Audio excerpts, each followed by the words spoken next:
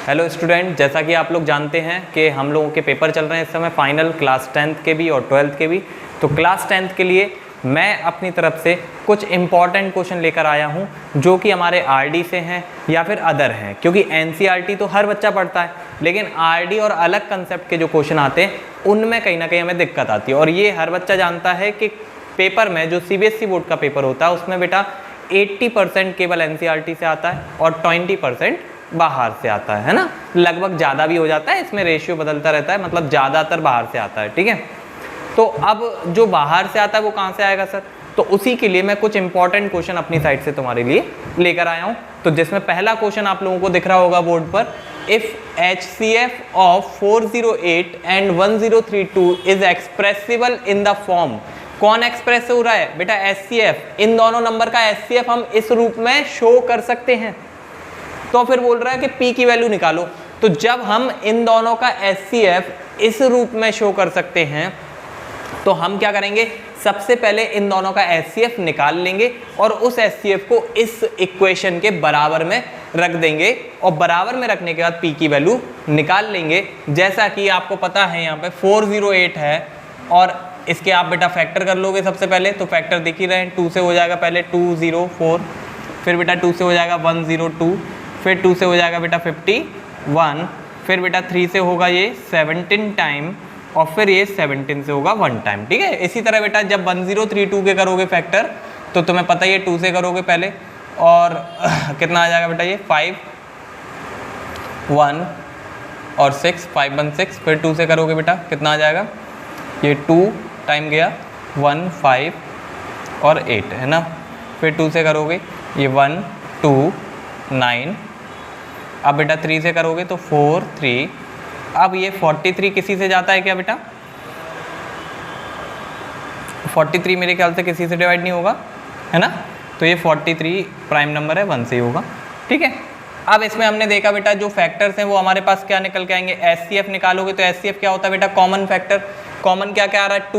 2 ये वाला 2 ले लिया हमने, ये वाला 2 भी आ रहा है, दूसरा तीसरा वाला भी 2 आ रहा है और 3 भी आ रहा है, ये कॉमन है। तो 2 × 2 4, 4 × 2 8, 8 × 3 24। तो हमने देखा हमारा HCF कितना निकला, 24। HCF तो आता है ना सबको, मैं ये मानकर चल रहा हूँ कि मैं एक्स्ट्रा क्वेश्चन करा रहा हूँ, यानी कि हमें एनसीईआरटी में आती है ना। तो एनसीईआरटी में हमने बेटा फैक्टर करके इसके कॉमन फैक्टर ले लिए, केवल कौन से फैक्टर? कॉमन वाले, जिससे हमारा HCF निकल आया। और HCF निकल आया, अब हम क्या करेंगे बेटा? उन्होंने कहा कि ये HCF जो है वो इस रूप में शो हो सकता है, इस रूप में शो हो सकता है। तो हम इस HCF को इसके इक्वल में रख देंगे। तो ये क्या है, 1032 multiply by 2 plus 408 multiply by P equal में HCF यानी कि 24। HCF आ गया। अब तुम्हें क्या करना है? P निकालना है। तो मैं बेटा क्लास में बच्चों को सबको बताता हूँ, आप लोगों को भी बता रहा हूँ कि जो भी क्वांटिटी आपको निकालनी है, एक इक्वेशन दी गई है जिसमें इक्वल का साइन है, तो जो भी क्वांटिटी आपको निकालनी है उसको एक तरफ छोड़ो, बाकी सारा मैटर दूसरी तरफ ले जाओ। ठीक है, कैसे ले जाते हैं सर? तो ये दिख रहा है बेटा, ये देखो P के साथ में कौन है? 402, अलग कौन है? 1032 मल्टीप्लाई बाई 2। तो जो अलग होता है वो पहले सबसे पहले वहां उठकर जाता है। ठीक है, तो 408 मल्टीप्लाई P ये वैसा का वैसा बना रहेगा, उधर क्या है 24 और ये जा रहा है उधर, तो माइनस हो जाएगा। इन दोनों का मल्टीप्लाई भी मैं साथ में कर रहा हूँ, एक स्टेप कम कर रहा हूँ, 2 का 2 से मल्टीप्लाई हो गया 4। ठीक है, यहाँ पे 602। ठीक है बात, 24 माइनस करोगे ऑब्वियस सी बात है नेगेटिव आएगा, क्योंकि माइनस का बड़ा है 2064। ठीक है, तो माइनस कर दो 24 इसमें से, कितना आ जाएगा 2040। ओके, और यहाँ पे कितना 408 मल्टीप्लाई बाय P। अब ये 408 मल्टीप्लाई में हमें P निकालना है, P यहीं रहेगा। 408 जो मल्टीप्लाई में वो कहाँ चला जाएगा बेटा? डिवाइड में चला जाएगा। और इक्वल में पहले से कौन है? माइनस का 2040 और अपॉन में आ जाएगा 408। और कहीं ना कहीं 408 मुझे देखकर समझ में आ रहा है बेटा, ये 408 है, ये 2040 है। तो दिमाग थोड़ा सा लगाओ, ये 400 के पास है, ये 2000 के पास है। 400 से 2000 कितनी बार जाता है? 5 बार जाता है कि नहीं जाता है? 400 से 2000 कितनी बार जाएगा? 5 बार। तो 408 से 2040 है, ये भी बेटा 8 के गुणे में बढ़ रहा है 5। तो 408 से 2040 कितने में जाएगा बेटा? 5 बार चला जाएगा, माइनस का 5 आपकी P की वैल्यू आ जाएगी। सिंपल क्वेश्चन था कि HCF आपको बोला था कि इन दोनों का HCF इस रूप में हम शो कर सकते हैं। तो हमने कहा कि हम HCF निकाल लेते हैं पहले, और निकाल लिया, उसको इसी रूप के बराबर रख दिया। फिर हमें P की वैल्यू निकालनी थी, तो हमने सारा मैटर धीमे धीमे करके उधर ले गए। कैसे ले जाते हैं बेटा, P को इधर छोड़ेंगे, बाकी सब उधर ले जाएंगे। सबसे पहले जो अलग है वो गया उधर, फिर P के जो साथ में था वो कहाँ चला गया, डिवाइड में, और डिवाइड करके P की वैल्यू आ गई। तो P को एक साइड रखा, बाकी सारा मैटर उधर आ गया, P equal -5। This is the answer. Next question पे चलेंगे। चलो बच्चों सेकंड टाइप का क्वेश्चन देखेंगे। क्या है यहाँ पे, find the largest number which divide 70 and 125। मतलब वो सबसे बड़ा नंबर निकालो जो इन दोनों को डिवाइड करता है। मैं हमेशा बताता हूं कि जब भी बोला जाए लार्जेस्ट नंबर निकालो जो क्या करेगा, नंबरों को डिवाइड करेगा। तो सबसे बड़ा नंबर कौन होता है, HCF उन दोनों का। कौन होता है, उन दोनों का HCF होता है वो सबसे बड़ा नंबर जो उन दोनों को डिवाइड करेगा। दिमाग में डाल लो। तो हमें जैसी पढ़ा चला लार्जेस्ट नंबर विच डिवाइड्स, तो हमारे दिमाग में आ गया HCF। लेकिन बेटा इनको डिवाइड तो करेगा, लेकिन रिमाइंडर क्या छोड़ेगा, 5 और 8। सर फिर डिवाइड कैसे होगा पूरा, हाँ ये नंबर इससे पूरी तरीके से डिवाइड नहीं होंगे। तो नहीं होंगे तो क्या करें सर, तो बेटा क्योंकि रिमाइंडर आ रहा है ना 5 और 8, रिमाइंडर का मतलब क्या है कि वो नंबर उतना बड़ा है, उसी वजह से तो रिमाइंडर बच रहा है क्योंकि वो उतना बड़ा है। अब हम अगर उसको उतना छोटा कर दें तो जो नंबर आएगा वो पूरी तरीके से डिवाइड हो जाएगा अपने HCF से। मतलब ये नंबर बेटा कहीं ना कहीं बड़ा होगा तभी तो रिमाइंडर छोड़ रहा है।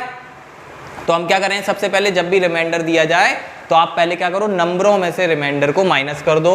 और रिस्पेक्टिवली वर्ड तो मेरे ख्याल से जानते होगे, पहली चीज पहले वाले के लिए होती है, दूसरी दूसरे वाले के लिए, है ना। ये भाई साहब तुम्हारे घर का मैटर तो है नहीं कि छोटे भाई की चीज बड़े भाई ने पहन ली, ऐसा नहीं होता। यहाँ पे सिंपल चलता लाइन से। ये 70 पहले पे लिखा है तो 70 के लिए रिमाइंडर 5 है, और 125 है तो उसके लिए रिमाइंडर 8 है।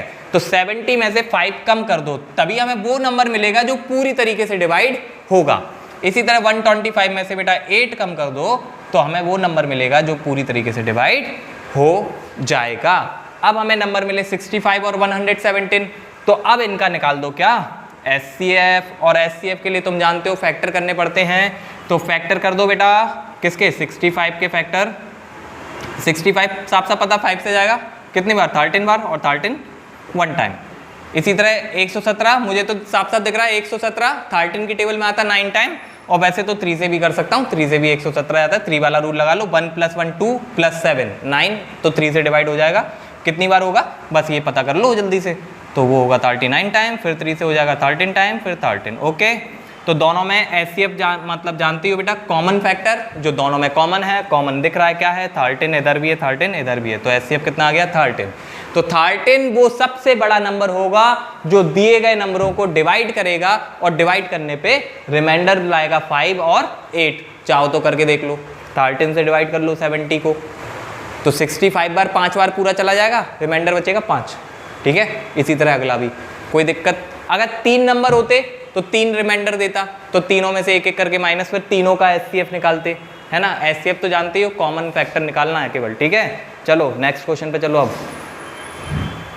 अच्छा चलो बच्चों, अब हम लोग नेक्स्ट क्वेश्चन पे आ गए। नेक्स्ट क्वेश्चन में क्या बोल रहा है, find the prime factor. Sir ये तो हमें आता है प्राइम फैक्टर, हाँ बेटा आगे तो पढ़ लो। ऑफ द डिनोमिनेटर, डिनोमिनेटर के निकालने जानते हो ना, न्यूमरेटर अपॉन डिनोमिनेटर, अपॉन वाले के किसके, सर रैशनल नंबर जो कि है 6.12। सर इसमें तो डिनोमिनेटर है ही नहीं, इसमें तो डिनोमिनेटर है ही नहीं। ठीक है, और वो भी है, हम तो सर पॉइंट हटाना जानते हैं, तो पॉइंट हटा दो, नीचे 2 0 लगा दो 1 के आगे, लेकिन बेटा बार भी तो लगा ऊपर, वो भी देख लो थोड़ा। ठीक है, तो ऐसे ही नहीं हट जाएगा पॉइंट। तो इसको अब तुम कहोगे सर हमने 9th में तो ऐसा कुछ पढ़ा था, हमें याद है। सही बात है, 9th में थे ऐसे सेम क्वेश्चन, लेकिन यहाँ पे हम थोड़ा सा इसे स्पीड में करना सीखेंगे कि कैसे इसको न्यूमरेटर अपॉन डिनोमिनेटर फॉर्म में बदलेंगे। फिर तो आसान है, फिर तो हम डिनोमिनेटर जो मिल गया उसका हम HCF निकाल देंगे, लेकिन बदलेंगे कैसे वो देखो। 6.12 पे बार है, इसको न्यूमरेटर अपॉन डिनोमिनेटर बताना है। 9th क्लास में बड़ा मेथड था, आप लोग पीछे जाके पढ़ोगे भी तो तुम्हें समझ में आ जाएगा। वहाँ पे क्वेश्चन ऐसा होता था, express 6.12 bar in the P/Q form, याद आया। तो अब इसको कैसे करेंगे, सर ज़्यादा कुछ नहीं करना होता बेटा, पहले पूरा नंबर वैसे का वैसा लिख लो, 612 लिख लिया। इसमें से बेटा माइनस कर दो जो पॉइंट के आगे वाला पार्ट है, या फिर जिस पे बार नहीं लगा है ना, पॉइंट के आगे वाला पार्ट क्या है 6। ठीक है, और अपॉन में सर क्या तो अपॉन में बेटा पॉइंट हटाते थे, याद करो पॉइंट हटाते तो अपॉन में क्या आता था, 0 आते थे बन के आएंगे, लेकिन यहाँ पे 0 नहीं आएंगे। यहाँ पे क्या आएगा, यहाँ पे जो नंबर जिन पे बार लगा है उतने ही 9 आ जाएंगे, उतने ही क्या आ जाएंगे 9। क्लियर बात है, तो 2 बार 9 आ जाएगा क्योंकि पॉइंट के बाद 2 नंबर है। एक और मैं इसी में तुम्हें चीज बता देता हूं बेटा कि अगर ऐसा कोई नंबर होता कि एक नंबर है जिस पे बार नहीं लगा और 2 हैं जिन पे बार लगा है, तो इसको कैसे करते, फिर से वही पूरा लिखते नंबर, उसमें से माइनस किसको करते आगे वाले को, अपॉन में क्या आता, अपॉन में देखो तुमने कहा सर बार लगा उनकी तो 9 9 आ जाएगा, जिन पे बार लगा उनकी जगह पे 9 9, और जिस पे बार नहीं लगा उसकी जगह पे क्या आ जाएगा 0। क्लियर बात है, क्योंकि बार नहीं लगा तो अपॉन में 0 और वैसे जिन पे बार लगा है तो अपॉन में 9 9। ठीक है, इसका मुझे समझ में आ ही गया होगा तुम्हें, डिनोमिनेटर मिल गया है मुझे 99। ऊपर वाला मैं सॉल्व करूँ या नहीं करूँ, वैसे कर देता हूँ क्योंकि आसान है, 606 अपॉन 99। अगर आपसे पूछा गया डिनोमिनेटर के फैक्टर बताओ तो आप बता सकते हो, लेकिन उससे पहले हमें दिख रहा है कि ये बेटा कैंसिल भी हो रहा है, तो कैंसिल कर लो, 3 से हो रहा है 202 अपॉन 33। अब मेरे ख्याल से ये कैंसिल नहीं हो रहा, तो नीचे कौन बचा बेटा 33, और 33 के अगर हम फैक्टर करेंगे डिनोमिनेटर के तो वो आते हैं 3 × 11। So these are the factors of denominator. तो डिनोमिनेटर के फैक्टर करने से पहले हमने जो डेसिमल वाला नंबर था इसे p/q में बदला, और कैसे बदला बेटा, जो नंबर है उसे वैसे का वैसा माइनस किया पॉइंट के आगे वाला नंबर जिस पे बार नहीं लगा, और अपॉन में जिन पे बार लगा होता उनकी जगह पे क्या आ जाता है 9 9, 0 नहीं आता। ठीक है, क्लियर है, तो डिनोमिनेटर और न्यूमरेटर मिल गया तो उसके हमने फैक्टर कर दिए। न्यूमरेटर के फैक्टर बोलते तो ऊपर वाले के फैक्टर करते थे, बाकी कोई दिक्कत नहीं है। तो हम लोग नेक्स्ट वीडियो में मिलेंगे, इसी तरह आपके लिए थोड़े से इंपॉर्टेंट कंसेप्ट जो आउट ऑफ द बॉक्स होते हैं ऐसे क्वेश्चन मैं लेकर आता रहूँगा आपके फाइनल पेपर के लिए, जो कि 21 को है ना। जब तक हम लोग काफ़ी इंपॉर्टेंट क्वेश्चन करा दूंगा, तो अगर आप रेगुलर देखते रहेंगे उनको, सारी वीडियोस को जल्दी जल्दी भी निकाल के देख लेंगे, तो अभी आपके वो कंसेप्ट क्लियर हो जाएंगे, और कुछ क्वेश्चन आ जाएं तो आपके लिए बहुत अच्छी बात होगी। बाकी